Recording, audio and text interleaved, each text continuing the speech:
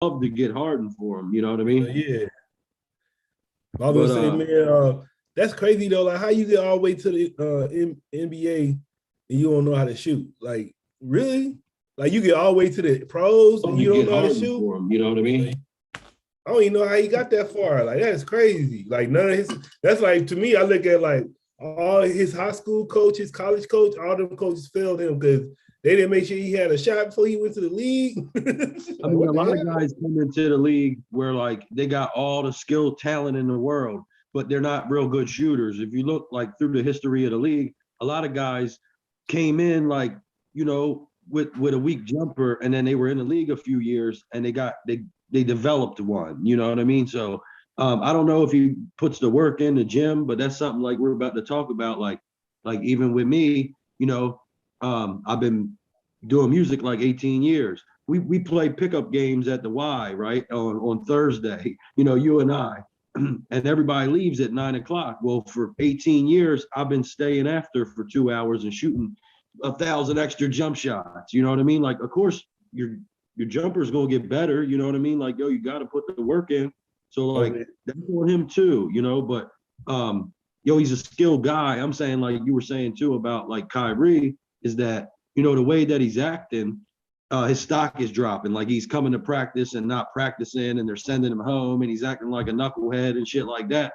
Other teams that was maybe going to trade for him now they're like, I don't know, he's acting crazy and shit. So he's got all the talent in the world, So and I guess they would hope, and he developed a little like 10-foot, little 8 foot jumper or something. You know what I mean? But I mean, but yo, if for real, like I'm a Wizards fan, you know what I mean? Uh, Bradley Beal is that dude, he scores like Curry, but I wouldn't trade him for Simmons, but I'd love to have Simmons on our team, a guy that he plays smart, he's big, he can play defense against the other team's best player, you know what I mean? He can rebound, he can pass, he can do everything else literally, but score, you know what I mean? So I think, kind of like a Rodman kind of player, you know what I mean? Like we're a team, they got a lot of offense. They need that physical presence or that rebounder. Like he could help a team, but you can't play scared or not wanting to shoot or something like that. Yeah, I would say you saw that shit with Stephen Curry, how he has some technology now where they count if he hits the rim, that's a miss now. Like he got to make all net, even in practice. Like we practice, he has to make all net. If he hits the rim, that's a miss. I'm like, damn. Well, I seen just on the highlights last night. I don't know who they played. I don't even know if they won. But he was stepping back and hitting them like, and they even the announcer was like, "God damn!" Like, look at him, like, and they showed him a couple times, like, way back, just easy, just like, he's definitely and he reminds me of from my generation is he kind of reminds me of Reggie Miller. He's already won more than Reggie Miller, but Reggie Miller be like on commercials now, and we watched the Jordan documentary, and Reggie Miller was on there, Last Dance or whatever, and I was explaining to my lady like Reggie Miller was a killer boy, like Reggie Miller was nasty, you know what I mean, and like with his whole game was nasty, but really he was like an assassin, and I think he scored what? He scored like 8 or 9 points in like 4 seconds in the garden or something, like yo, Reggie go off. And him and Jordan, they got into some scuffles. Like he wasn't never back down from Jordan either. He was like, I'm Reggie Miller, you know what I mean? So I love Jordan, but I like that mindset that Reggie Miller had for sure. All right, so welcome back to PoPolitickin, your home for stuff that meets hip hop. Right now we're live on YouTube. Check me out on Spotify, Apple Podcasts. 1-2-1-2. I'm in the place to be with Guy Grams. How you doing, bro? Peace, my G. Yo, all's well. You know what I mean? Like, thanks for having me. Shout out to you. Shout out to all your listeners. You know what I mean? And all your subscribers. And y'all tune in. You know what I mean? What's up? So how's your day going so far? It's another day in paradise, my man. Just another day at the office. You know what I mean? I can't complain. Like I told you, I'm doing the family thing. I had a studio session today, so I'm knocking out some features and working on this new situation. So you know what I mean? I'm just cooling. It's really my downtime. The babies just went to bed, and I'm chopping it up with y'all. Smoking one, and this my downtime for the day. So I'm happy to share it with y'all. So that's what's up. So where you from? I'm from Baltimore, Maryland. That's where you at now still? I'm in PA currently. I'm in PA where at my with my son, but I'm born and raised from Baltimore.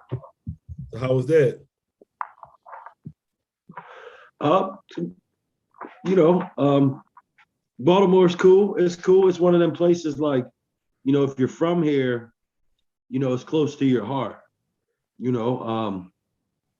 It's not the best place, as far as like opportunity and poverty and crime, and you know what I mean. But it's Charm City, you know what I mean. It has its charm, you know what I mean. We love we love the Bay, we love our sports teams, and I mean it's cool. It's cool. Baltimore's good, without getting into too much of the craziness. We're all holding it down and trying to be safe out here. You listen to go-go? No, me, no, not really. I don't want to say that no, I don't currently listen to go-go, but that's the Baltimore kind of, DC vibe or whatever. I was saying before that, hip hop is one of the only genres that's a melting pot of all other genres, so I think that's super dope, and I do love all types of music, but soul, funk, jazz, rock, all that is what makes up hip hop, and that's a beautiful thing, even throw some go-go in there, you know what I mean? But no, that's not my favorite thing, but all the like club remixes and the stuff like that. I know that was that's a staple in the Baltimore scene. Yeah, but we do. I think the first time I heard go-go was it was kind of, I guess, I don't know if you call it a rap song or what, but you remember Doing the Butt? Sounds familiar. Yeah. Doing the butt, sexy, sexy. Yeah. You remember ain't nothing wrong if you want to do the butt all night long. You remember that shit?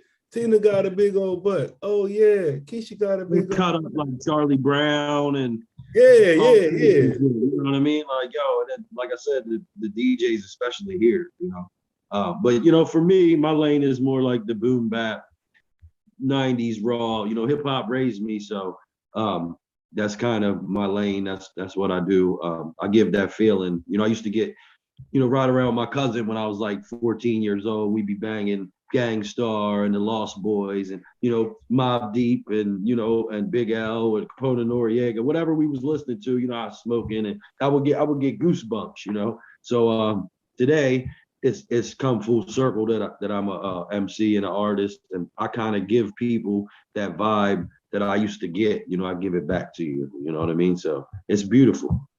Yeah. One more thing before we get into the music. You be fucking with mumbo sauce? Wait, what's that? Momo sauce? It's called mumbo sauce. Oh, like the dip? Yeah, it's like some, I don't know. They say I bought it because they say it's like some DC sauce, but it was like man, I don't even know how to explain it. It's like hot sauce, meat, hot wing sauce, got a little barbecue in it. That shit good though, but it's called mumbo, like I think it's MOMBO or something, like mumbo. Yeah. It sounds familiar, but for me personally, I mean, I'm from Baltimore, so we do Old Bay. Everything is Old Bay. Old Bay wings, crabs, Old Bay shrimp. Put Old Bay on your chicken. You know what I mean? Yeah. Like on your fries. Old Bay everything. And I know that's worldwide now. No, we use a lot of Old Bay too. I put Old Bay on my popcorn. Yo, shout out to on popcorn too. I've done that many a times. You know what I mean? So we Old Bay everything. You know what I mean? So so I don't know. That's a Maryland thing. Crabs, Old Bay, seafood, crab cakes, stuff like that. Soft crab sandwiches, and certain delicacies that we have here that a lot of people in the country and abroad, they're not even familiar with. They're like, what? You eat the, and we had to explain to them like, yeah, you crack the shell and stuff like that. All right. So just talk about your background a little bit. Let us know how you got involved with hip hop? What brought you to hip hop? Well, hip hop basically raised me. You know what I mean?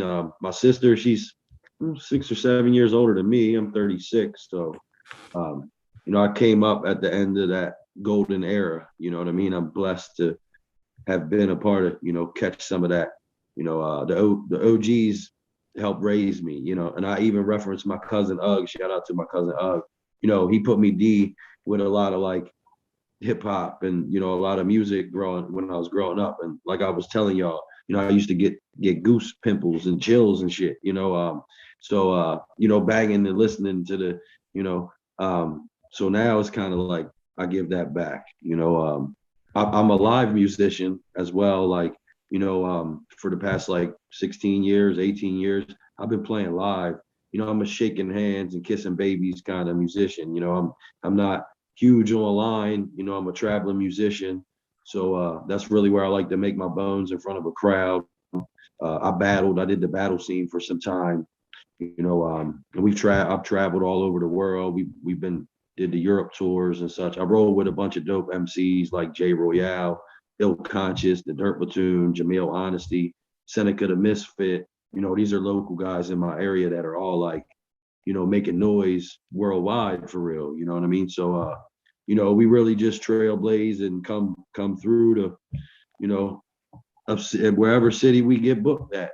So I'll roll up in the car or we hit the train or the plane or something. I don't got no problem like traveling and shit like that. But yeah, I mean, my shit's just real gritty, raw,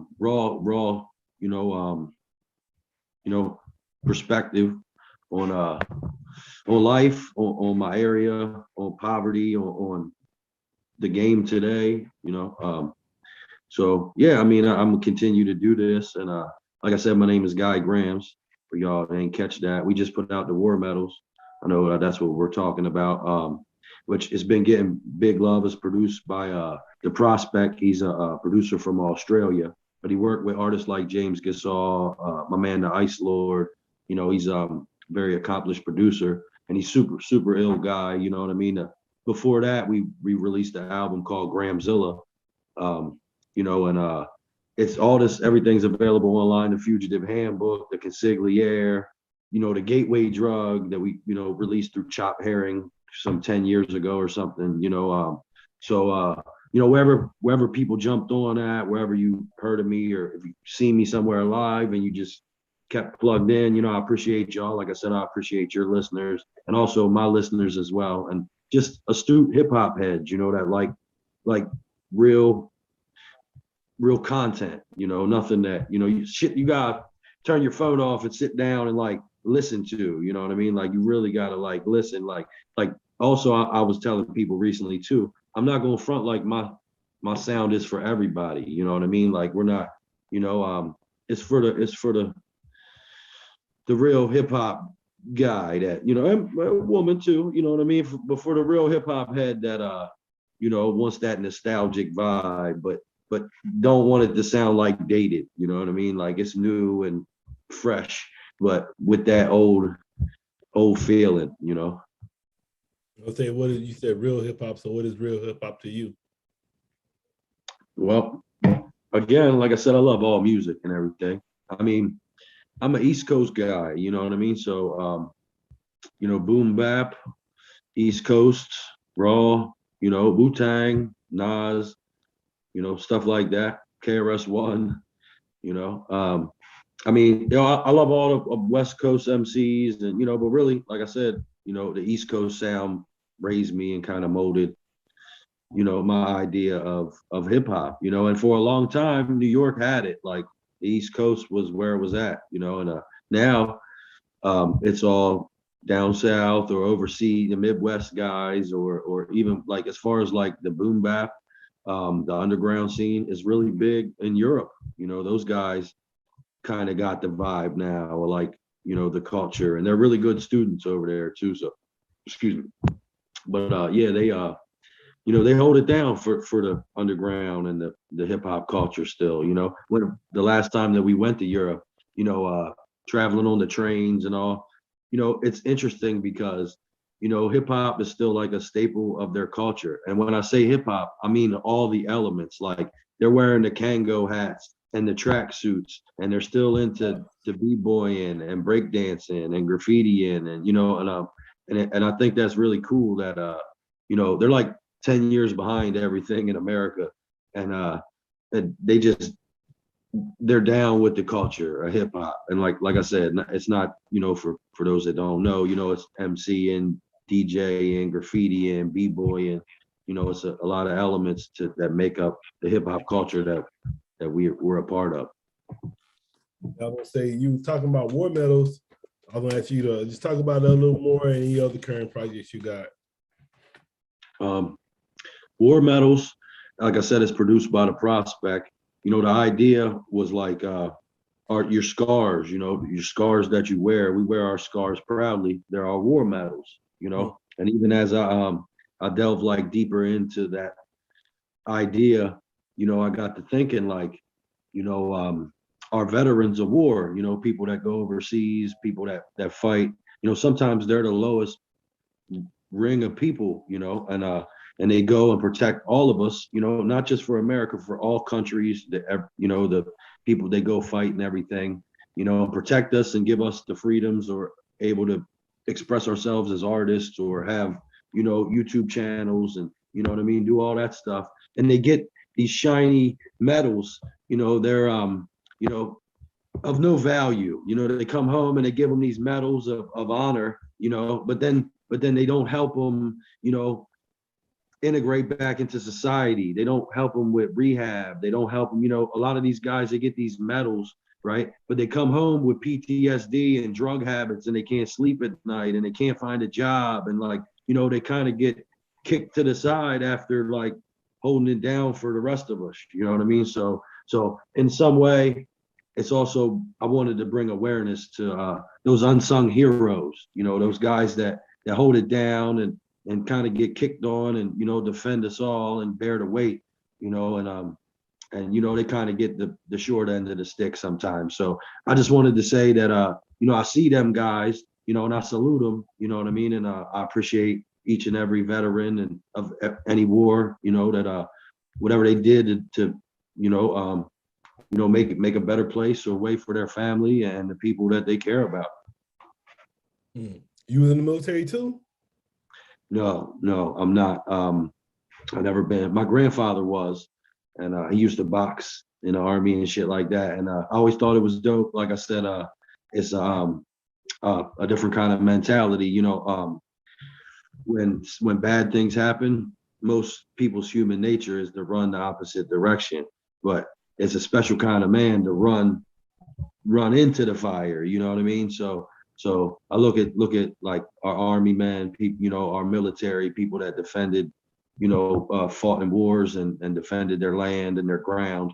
You know, I look at them as you know, the men are all men. Like I said, they run into the problems when most people run away from it. You know, so it takes a lot of courage, and I just wanted to say, like, acknowledge those people. You know what I mean? Because like I said, I think it's fucked up. You know, every day I drive by corners and there's homeless people. You know, more than half of them are veterans. You know, and they're asking for money, or they're fucked up, and it hurts my heart. You know, especially that knowing that part of the reason why they're in the situation there is now is because their mental state from, you know, what they had to endure. You know, and I just think that we just kind of cast them off, and you know, we go about our business as a society.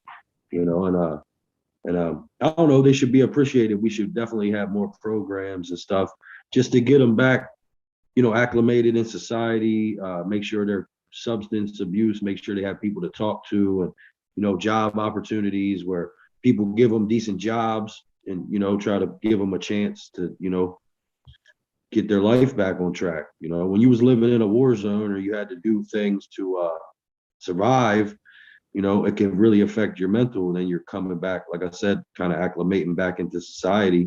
And you know, it could be hard. And I just think we overlook that. Yeah, I was in the Marines. I didn't go to war or nothing though, but I was in the Marines for 4 years. That's all I was asking you. salute to your service. I appreciate that, you know, and so you can understand kind of what I'm saying too Yeah, about the.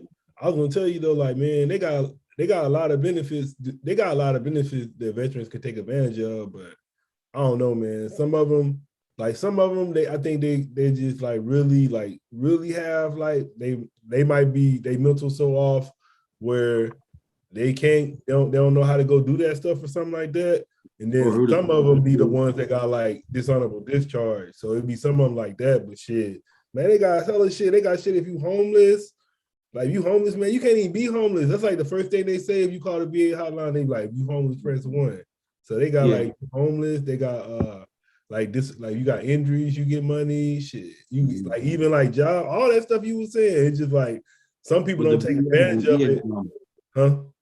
I don't mean to cut you off, but I like what you're saying, yo, and that's all accurate. You know, from what I hear a lot is the VA, they do a lot, you know, to help, but they're only one organization. You know, they be slipping sometimes too. I've heard some horror stories about the VA and people that are backed up or they can't get what they need or whatever. They got stipulations where you got to do, you know, follow some type of law, like even with your medicines or whatever else however they're medicating, you know, even if it's marijuana or whatever, you know. So I heard lots of, you know, I'm pro green, you know, I'm Guy Grams, of course.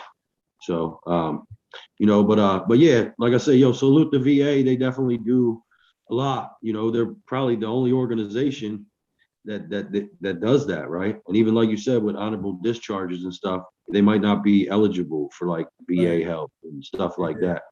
You That's know, what and even for us to, you know, this is a hip hop thing, and for us to have this, you know, have a real conversation about this is dope. You know what I mean? And like I said, I'm all about hip hop. I'm all about the music, but the idea of this project was kind of darker than my usual projects, you know, and it's a lot about stuff like that, about, you know, the war veterans who kind of get the short end of the stick, the prison reform, you know, people that get lost in prisons for, you know, waiting on trial and shit like that. So it's kind of a darker vibe, but we need to have these real conversations, you know. You know, it serves a purpose, even just to plant that seed in your mind, you know, for a different time. what's next for you. Excuse me. I said, what's next for you? What's next? What you working on now? I'm working on a lot. Like I said, I'm doing a lot of features right now. You know, we shot the Cornerstone visual featuring Jamil Honesty and Comp. You know, shot by my man Stifler Shoots. So you know, that's coming. Be looking for the Cornerstone visual. You know, off the War Medals. It's really like the third or fourth single. So we've been working that. You know, check out the Fear and Loathing single and, you know, some of the other pieces that we dropped.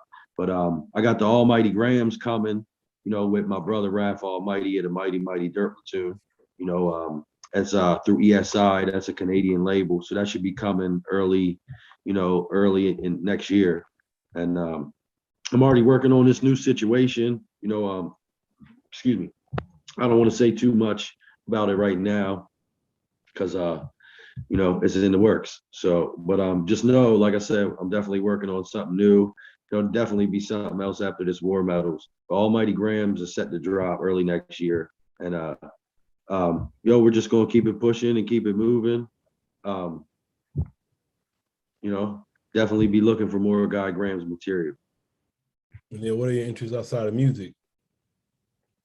I told you, sports. I love sports my whole life. You know, grass. You know, I'm an avid, you know, marijuana advocate. You know, and yeah, man, just spending time with my family. You know what I mean? That pretty much does it for me. It fills most of my time between art and my family. You know, and then in my free time, you know, Sports Center is always on the TV. You got the game on. You know, so that's how I roll. Always, you know, got my medication, so that keeps me sane and grounded a little bit. You know, in this crazy world. Oh no, anyway, that shit look hella big. Excuse me. Yep. It's a backwood. You Shit. know, Goddamn. that's a backwood. Yep. They always get on me, say I'll be rolling in baseball bats. You know, I always roll my L's like a baseball bat, because you know you don't want it to be straight, because all that grass in the end, like what ain't doing you no good. So my end be all skinny and my top be all fat like a cone, like a baseball bat. So that's how I roll them, because I don't need all that grass in the end of my blunt anyway. So Right. you know, everyone got their own preference, you know what I mean? But I like to roll them fat. You know, if you're gonna smoke a backwood, you know, there's some kind of runts. You know, I know runts is like a popular thing, right? But it's got a nice flavor. You know, I'm a connoisseur, so you know. It seemed like I say it seemed like with the backwoods, you gotta do a lot of work though to get it ready and shit. Yeah, you know, yo, I was telling somebody the other day, you know, we smoked Phillies. I smoked Phillies and White Owls, you know, growing up. And then I kind of I graduated to to Dutch Masters. And you know, and then in the past 5 years or so, you know, I got my doctorate in backwood, you know what I mean? So, you know, but yo, they're dope. I mean, they're bigger. It's a real leaf, so it ain't nothing like processed. You know, backwood. The zigzags are cool, you know, but wraps. So I don't gotta do nothing but just unwrap it. All you gotta I get tired of like taking that shit out all the time. Like I don't even well, they dry out and rip. I was just doing raw for a minute, but I quit. I don't like the joints either. I don't like the joints like that. I mean, yo, I could take them or leave them. I kind of like the Bob Marley joints, because the raw papers always seem to go out, you know. But also, here's a pro smoking tip for your listeners. You know, with the backwoods, you know, take a wet paper towel, like a damp paper towel, and put it in your pack of backwoods, and just leave it in there, you know, and it'll keep them moist so they don't rip when you pull one out and you go to, you know, pull her open, you know, she don't come apart. So that's a little pro tip right there. You know, put a moist paper towel in your backwood pack. So then you won't have ones that you waste. You know, they'll be moist enough and good when you're ready to use them. You know what I mean? So what advice would you give to a new artist? That's a great question. Well, making art is one of the hardest things, you know, to fiscally, you know, gain off, you know. So yo, I mean, you have to have your heart in it, you know. Really, as long as you're, you know, your expectations, you can't be doing it, you know, result based. You know, you have to have a love for it, you know. It really gets you through the thin times. But really, I'm saying not just a MC, being a singer, a producer, a photographer, you know, a painter, you know, any type of, you know, art is it's hard to have financial stability. You know what I mean? So if for your new artist, to answer your question, I know I'm like dancing around. You know, you really have to have a love for your craft and a passion before you expect to gain financially. You know what I mean? And the when you don't make a financial gain, you know, the love will get you through the times. You know what I mean? That you know, and so yo, I mean, just keep working, keep pushing your pen, keep feeding your mind, you know, and just you haven't enriched your best material yet, you know, just keep digging in the lab and trying to better yourself every day as an artist and a person, you know. What would you like to say to your fans and supporters? Oh, without me, without y'all, there is no me. You know what I mean? So I appreciate each and every listener. You know, I try to respond to everybody. You know, when they message me, and I see the love that I get, and you know, yo, I like I said, I can't even express in the words what it means to me to have an outlet, and you know, to make music that people relate to and vibe with, and like I said, we give you that old feeling back, you know, that you used to get, that you know you ain't know you was missing. So You know, I appreciate y'all greatly, and I appreciate your listeners. I appreciate you as well. I want to say I appreciate you politicking with me. Most definitely. All right, man. You want to tell them how to hit you up, your social media and everything? Yeah, appreciate you. Yo, it's Guy Grams Music on Instagram, and Guy Grams on Facebook, Guy Grams on Twitter, stuff like that. My website is www.guygramsmusic.com. But I'm most active, you know, on Instagram. So reach out to me on Instagram, go add me, you know, and check out some of the stuff that we're doing. That's where I'm, you know, posting kind of updates of me in the lab, and all the new stuff. We got you know, vinyl coming for the war medals. You know, it's only a digital release, but you know, hard copies are coming, vinyl are coming, cassettes are coming. We got some special pins and patches and some other special things coming up. So follow me, like I said, Guy Grams Music on Instagram, and you know, get plugged in with some of that. If you want to get a vinyl or figure out where you can get a tape or buy a shirt or pins or patches, check the website. You know, and you know, music available everywhere. You know, all streaming platforms as well. Any shout outs? Shout out to you, PoPolitickin, you know what I mean? Because that's what we do. You know, like I said, shout out to your listeners. Shout out to the hip hop heads. Shout out to Baltimore. I'm sure you got some Baltimore listeners. Shout out to the East Coast. Shout out to everybody. You know what I mean? Much love. Shout out to my squad. You know, the Baltimore guys. Big ups. You know, I love all y'all. And you know